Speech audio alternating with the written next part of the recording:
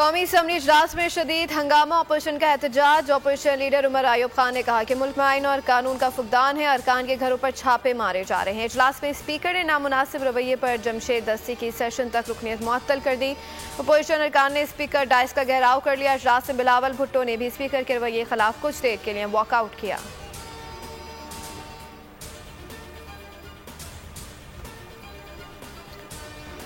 Israel दहशत गर्दी से बाज आया। ईरान, इराक और शाम में कई मकामात पर हमले। ईरान के शहर अस्फहान में फौजी रडार पर हमला किया गया। अस्फहान में फौजी अड्डे के करीब 3 धमाके। ईरानी हुकाम का कहना है कि ईरान ने फिजाई दिफाई निज़ाम से हमले का जवाब दिया, 3 ड्रोन्स को मार गिराया। अस्फहान की जौहरी तनसीबात मुकम्मल महफूज। तेहरान से परवाजें चंद घंटे बंद रहने के बाद बहाल।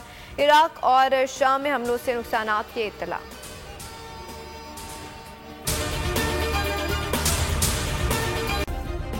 सब्सक्राइब करें और बेल दबाएं ताकि कोई खबर रह न जाए।